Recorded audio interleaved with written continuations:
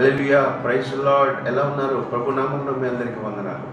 అవునా, ఈరోజు మన దేవుడు మనతో మాట్లాడే మాట ఇదో చూద్దామా? నాహూము 1:7. నాహూమ్ chapter 1 verse 7. The Lord is good, a strong refuge when trouble comes. He is close to those who trust in him. యెహోవా ఉత్తముడు, శ్రమ దినమందు ఆయన ఆశ్రయదుర్గము, తన యందు నమ్మిక ఉంచు వారిని ఆయన ఎరుగును. హల్లెలూయా. చూశారు కదండి, స్పష్టముగా ఇక్కడ మన దేవుడు అవునా స్పష్టంగా మాట్లాడుతున్నాడు. ఏంటిదనంట, యెహోవా ఉత్తముడు, శ్రమ దినమందు ఆయనే ఆశ్రయదుర్గము. తన యందు యెహోవా ఉత్తముడు, శ్రమ దినమందు ఆయన ఆశ్రయదుర్గము, తన యందు నమ్మిక ఉంచు వారిని ఆయన ఎరుగును అని ఇక్కడ స్పష్టంగా చెప్తున్నాడు. ఏంటంటే శ్రమలలో, బాధల్లో, ఇబ్బందుల్లో ఎప్పుడైతే నువ్వు పడుతున్నావో అవునా, ఆయన ఉత్తముడు అంట, ఆయన ఆశ్రయదుర్గం అంట. నువ్వు బాధల్లో ఉన్నావా, అయితే నీకు ఆశ్రయదుర్గం ఆయననే. నువ్వు దుఃఖంతో ఏడుస్తున్నావా, నిన్ను ఓదార్చేవాడు ఆయననే. నువ్వు కుంగిపోయి ఉన్నావా, నిన్ను అవునా బలపరిచి లేవనెత్తేవాడు ఆయనే.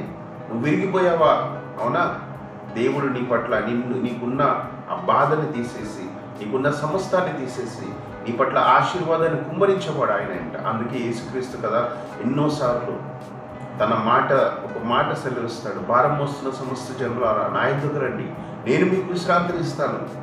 అవునా, నువ్వు దుఃఖంలో ఉన్నావా, బాధల్లో ఉన్నావా, ఏడవకు, నేనున్నాను, నేను నీ పట్ల కార్యము చేస్తాను, నిన్ను నడిపిస్తాను.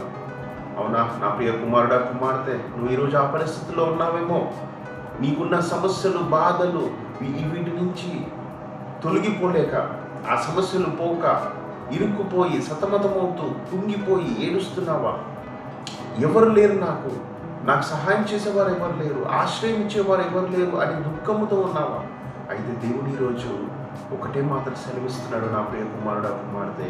ఏంటిదో తెలుసా? నా ప్రియ కుమారుడా, నా ప్రియ కుమార్తె, నీ భారాన్ని తీసేవాడను నేను, నీ దుఃఖాన్ని తీసేవాడను నేను. నీకున్న శ్రమలకి నేను ఆశ్రయం ఇస్తాను. నేను నీ పట్ల గొప్ప మేలులిచ్చి, విడుదలిచ్చి, ఆశీర్వాదాన్ని కుమ్మరించి అనేక మేలులు నీ పట్ల చేస్తాను.